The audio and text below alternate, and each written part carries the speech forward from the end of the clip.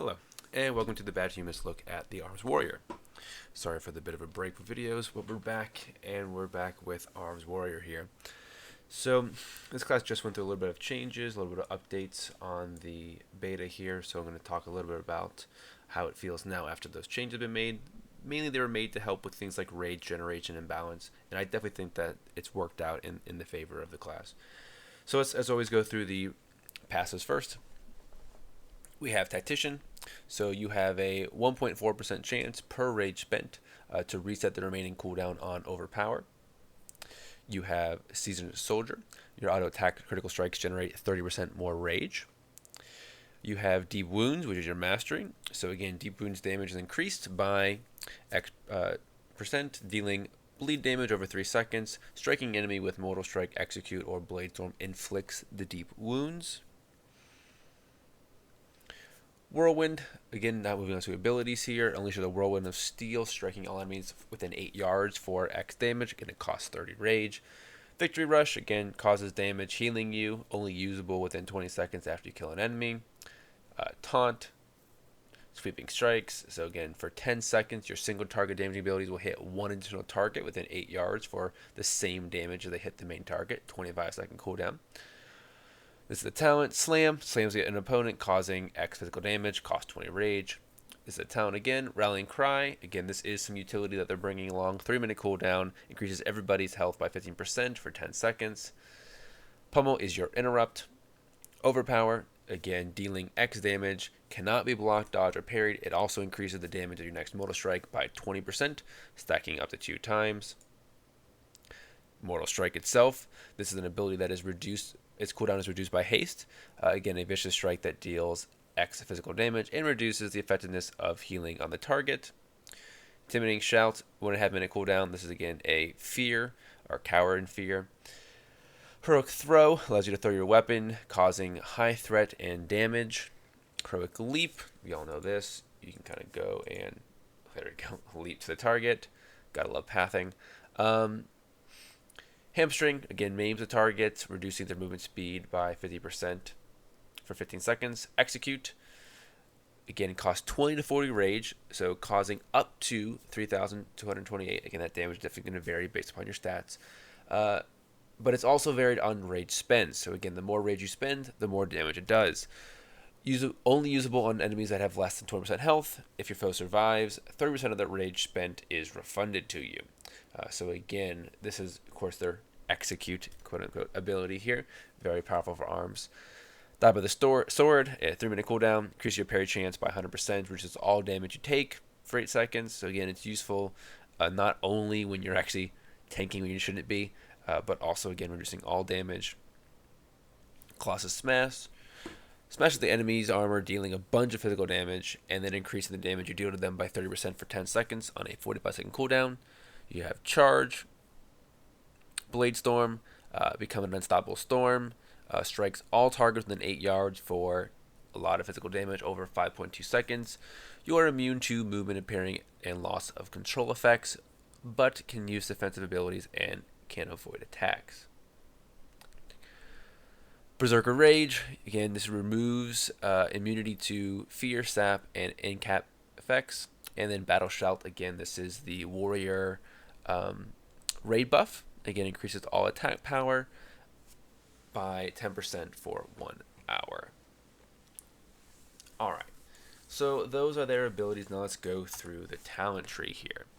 Starting in the 15 row, we have War Machine, so your auto attacks will generate 10% more rage. Again, rage generation is based upon your auto attacks. Killing an enemy instantly generates 10 rage and increases your movement speed by 30% for 8 seconds. Sudden Death, your attacks have a chance to make your next execute cost no rage, be usable on any target regardless of their health, and deal damage as if you spent 40 rage. So you get the full damage, and again, it's just a proc that occurs based upon, again, the rage that you're spending and such. Skull Splitter, again, this is a cooldown that is reduced by haste. Bash an enemy's skull, dealing physical damage. It does generate 20 rage. So again, your choices in this row are a passive that just will in the background generate more rage for you. There is going to be some possible synergy again down the line with some other abilities here. In general, though, I found this one to be the most lackluster of the three. Um, I just found the extra rage generation to not be able to translate into as much damage as the other two could. Um, Next in line would probably be Skull Splitter. Again, it's definitely better. I personally like the less passive aspect of this. It still generates rage, which again is quite nice. The rage generation I think is on par, if not maybe a little bit behind what War Machines is. Again, that's going to somewhat depend upon your swing speed. Again, because I only have one weapon that I can choose from, I'm not quite sure if there's going to be different speeds available on the different weapons here, but it's definitely going to have some benefit on that. But again, the damage it does is decent damage. It's more than a slam, so you're going to use it every 18 seconds, and again, it allows you to generate rage. I personally like Sudden Death the most. Again, I think Execute's kind of like the core part of this ability. It does a lot of damage, and I'm going to show you later on in the rotations how with this talent, it does still, even though you're only getting procs. Again, I can't get this target below 20% or even 35% health with a talent, so I only can use Execute when it procs. And even with that being the case, I found that, again, this was doing more damage, and again, the overall benefit being higher than the rage generation that I'm getting with the other two talents. 30 row, we have double time, so this increases the number of charges on charge and reducing its cooldown, so again allows you to charge more frequently. Again, charge can be very useful. Again, it does generate 20 rage, it allows you to get from target to target quickly. Impending Victory, so again, same as the Prot Warrior here. So again, you now have it on a cooldown. It does cost 10 rage, however, it does a little bit of damage and then heals you. I don't know why you would take this. If you can want to know why you would take this, let me know down in chat, because I don't know. Stormbolt. So again, this is a instant ability. It hurls your weapon at an enemy, stunning them for 4 seconds. So again, I don't think the heal here, the rage cost, you can already basically heal yourself already. The ability to heal yourself every 30 seconds at the cost of 10 rage just isn't worth it. The damage it does isn't worth it either. Even at the 10 rage cost, it's just, yeah. I think that Victory Rush is fine. It does more damage, heals you for more. Yeah, you can only use it after killing an enemy, but if you think about the kind of things where you're going to really want the self-healing, Mythic Plus is what I think of. Open World was where I think of those things where you're not going to have as much healing around you. Victory Rush is fine. I don't think that, again, being able to kind of heal yourself in the raid when you have full healers is going to be the most important, and again, especially to lose DPS to accomplish that.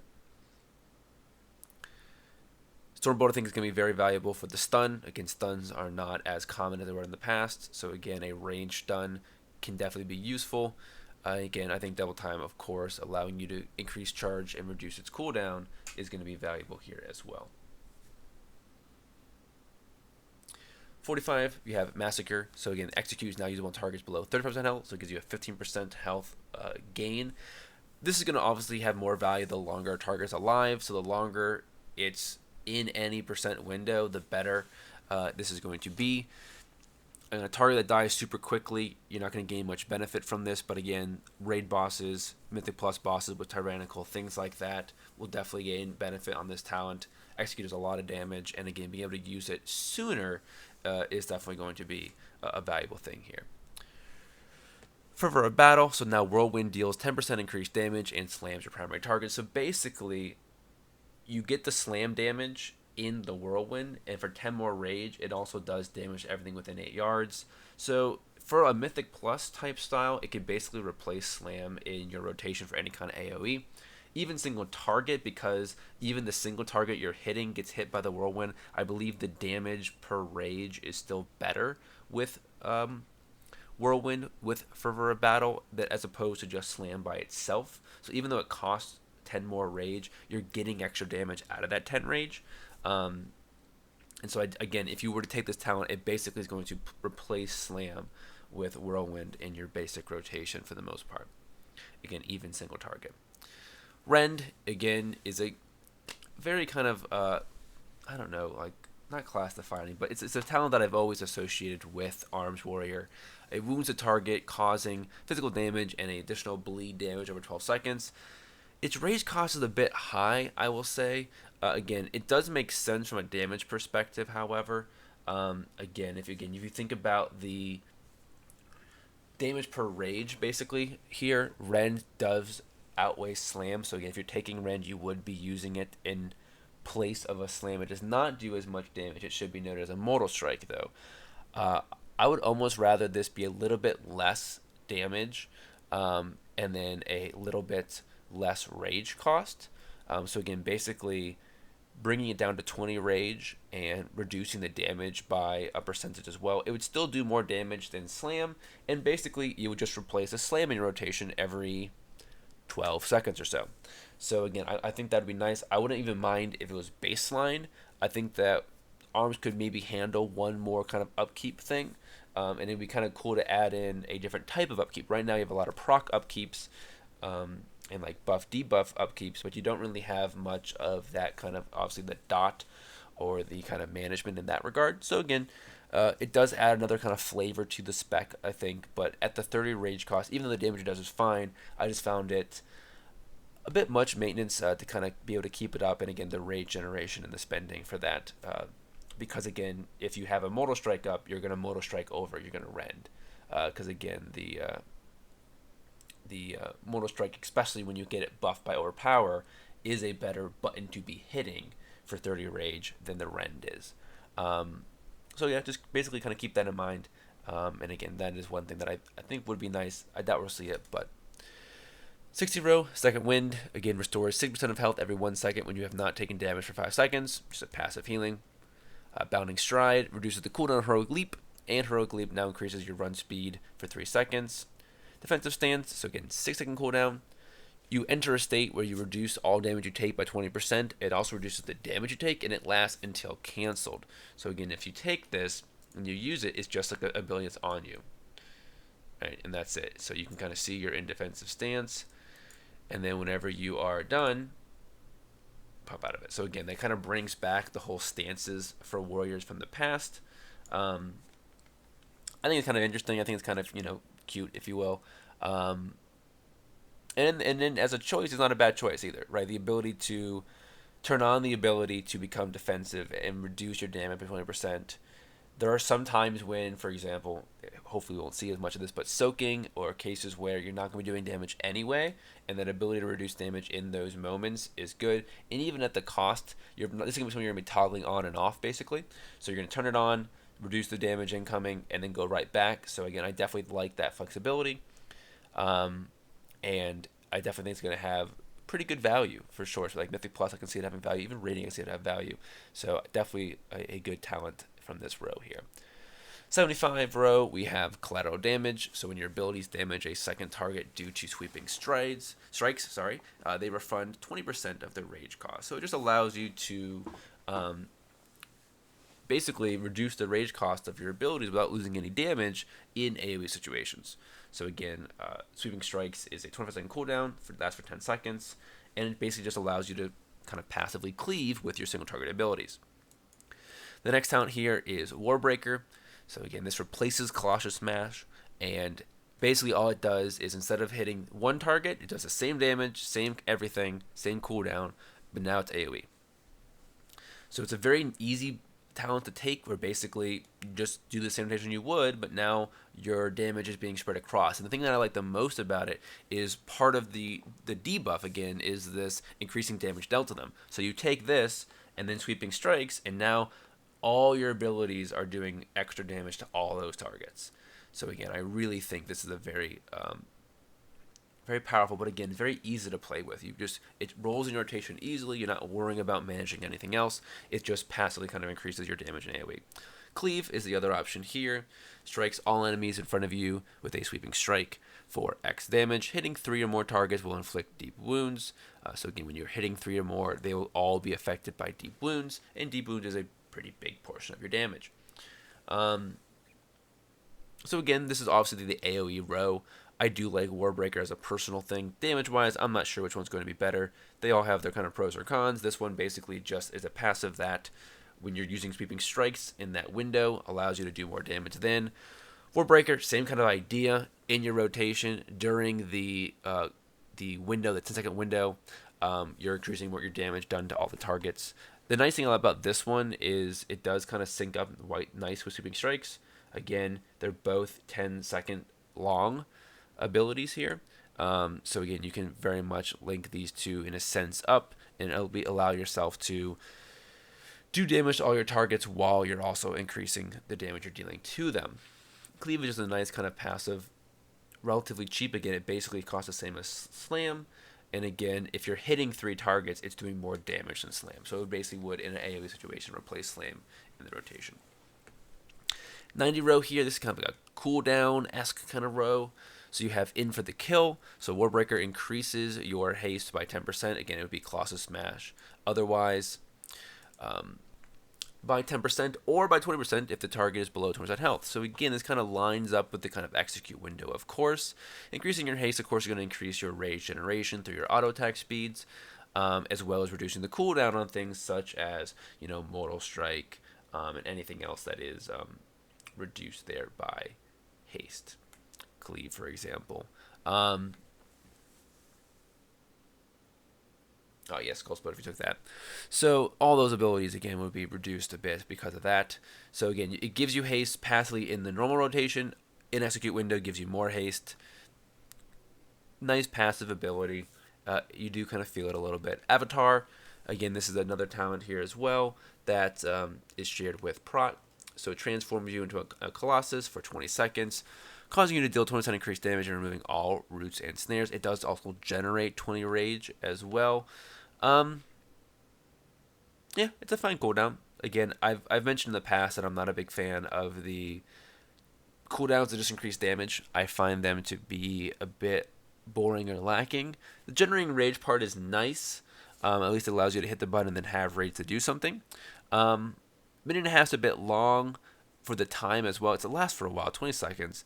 But yeah, I mean, it's just a passive damage buff. You can, of course, line it up with the window for things such as Warbreaker. Again, it actually lines up almost perfectly. Again, that being a minute and a half, this being basically 3/4 a minute.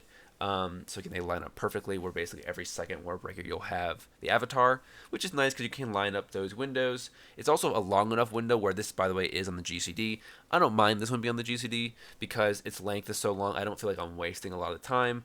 Whereas again, when I have like a 10-second or an 8-second window and I'm spending a whole GCD doing nothing, it feels a little bit worse.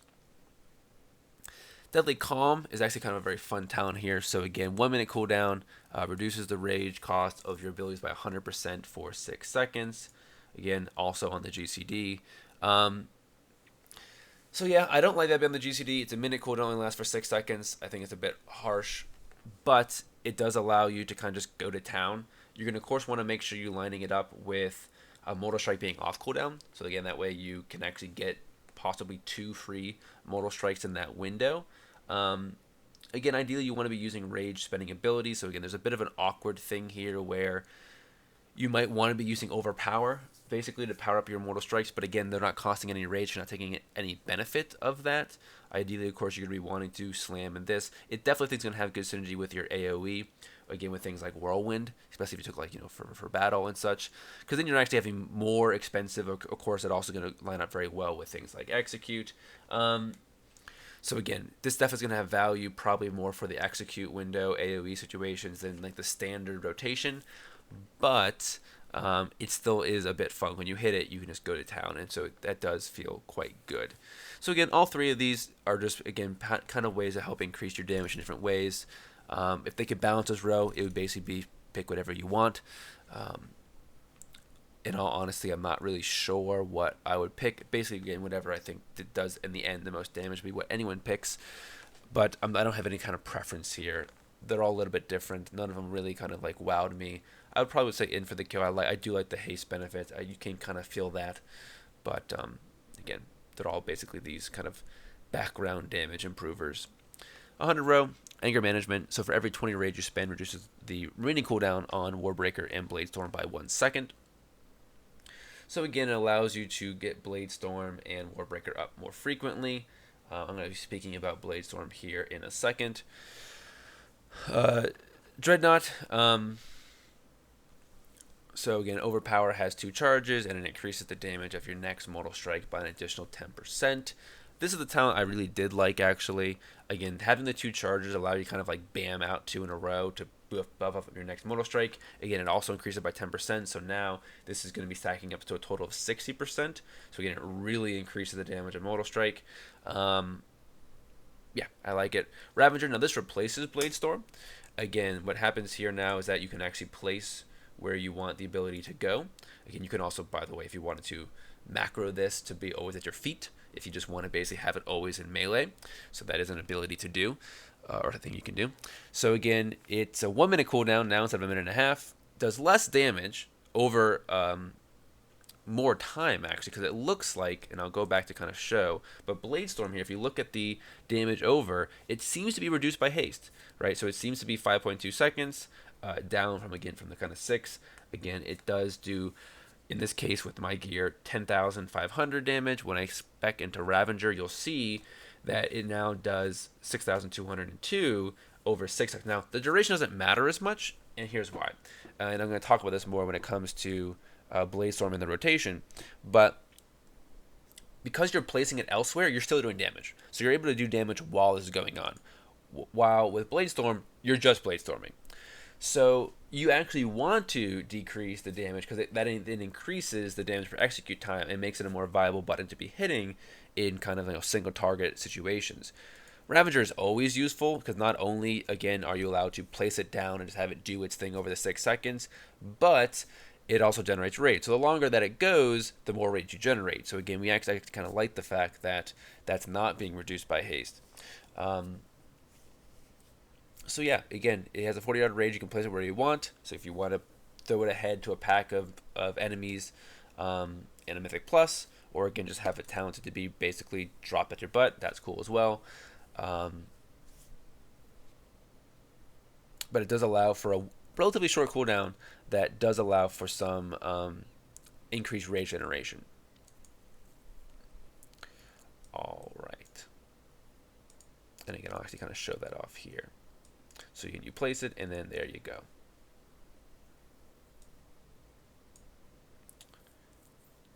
Definitely the best talent here for AoE.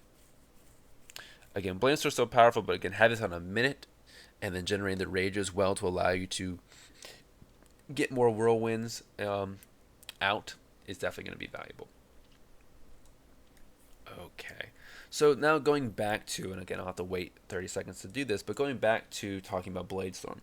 So, and anyone can correct me if I'm wrong with this, but I believed, if I remember correctly, that Blade Storm was not something you would use in single target normally. There's like maybe a certain kind of build that was possible, but in general, single target, you were not using Blade Storm in a single target rotation.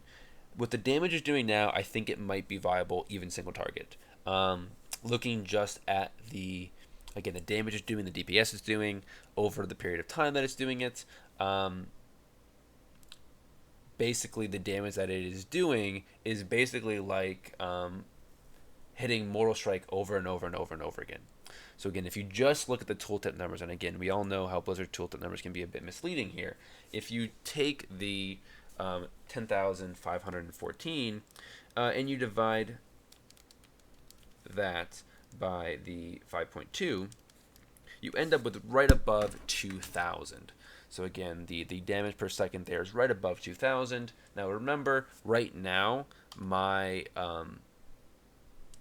GCD is 1.3 seconds. So again, I can technically Mortal Strike every, well, in this case, 5.2 seconds. But the damage is doing, if you think about it, like, or a slam, for example, maybe the better example here, where I could, with enough rage, slam every 1.3 seconds. Yeah, that's actually more damage than slamming. It's about the same, if not more damage, than Mortal Strike is doing. Again, if you reduce it, divide it by its global cooldown. It's obviously not more than a execute, especially like a 40 rage execute, but because in general you're not going to get so many execute procs and such, Blade Storm I think will be something that you'd be using on the GCD. And you can even empower it if you wanted to with Warbreaker, or again with if you're not taking that, with Colossus Smash, where you could Colossus Smash, again Blade Storm, and again you still have another 5 seconds of other damage to be doing as well. Alright, so let's kind of show off a bit of the rotation here. Sure, I'll keep that. I'll keep that. That's fine. All right. So let's kind of show off a bit here with what we got.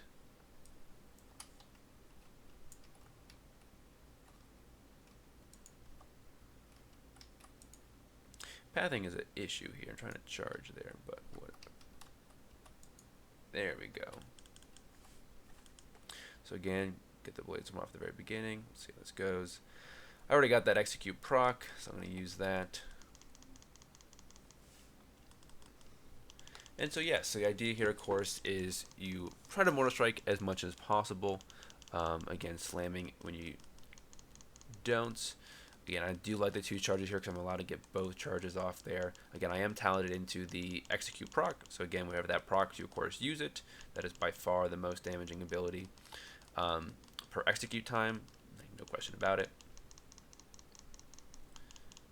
So you can see here there's a pretty decent burst at the very beginning. It does kind of even out. Again, Arms was never really a bursty class. They're much more the class that would take it pretty steady and then in execute range just go ham. That's still going to be the case. And again, that's one thing you need to remember here is that the damage numbers here are not going to be perfectly accurate.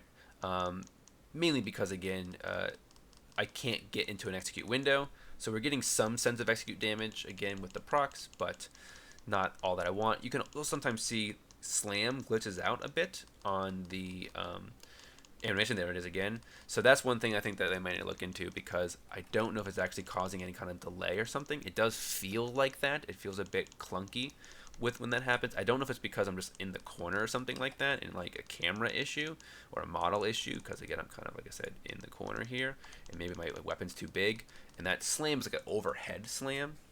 Alright, so Blade Storm's up again. Again, you can see how those 2 cooldowns like line up perfectly, basically, which is going to be nice. And again, any other kind of minute-and-a-half cooldown is going to line up well with your Colossus Smash or Warbreaker, whatever talent you choose to take. But there we go. Alright, so to show off some of the other thing here, there's Whirlwind right there. Again, there's an intimidating shout. Whirlwind again. But yeah, so that's the idea. And again, with the war, boom. See, now they all are going to be debuffed. I can actually go ahead and sweeping strike and hit all of these targets for a lot of extra damage. All right. So yeah, that is the Arms Warrior rotation. Taking a look at the damage breakdown here. Again, Deep Wounds, with the build that I have, is going to be your highest damaging ability for sure. In most builds that I found, that was the case. Now, with the build that I took, again, when you have the 2 charge of Overpower, Mortal Strike definitely moves ahead. Again, Overpower's up there with Melee. Slam, again, Slam's going to really depend upon your overall rage generation and how much extra rage you have to use on Slam. Again, Blade Storm was a bit inflated here because, again, I actually it wasn't. I take that back, actually. But it could be inflated on some, again, because if you're using an AoE, it's going to do a bit more. I wasn't able to use an AoE. But even the single target, right? So again, out of 2 hits, it did decent damage. So again, it's doing more than the Warbreaker's doing. Again, I didn't get a lot of execute procs, so it's doing more than that. So again, I do think that if you look at Blade Storm, the damage that it's doing, it looks to be relatively competitive here. Again, with some of the at least with Slam, and again, that's really the kind of the question here. So if this was slightly below, if that's the case, again, you probably would not want to use it. But again, if it's basically competitive with Slam, that's when it makes sense to use. And again, the more haste you have, the better the damage is going to be. Because again, the damage stays the same, the damage over time decreases.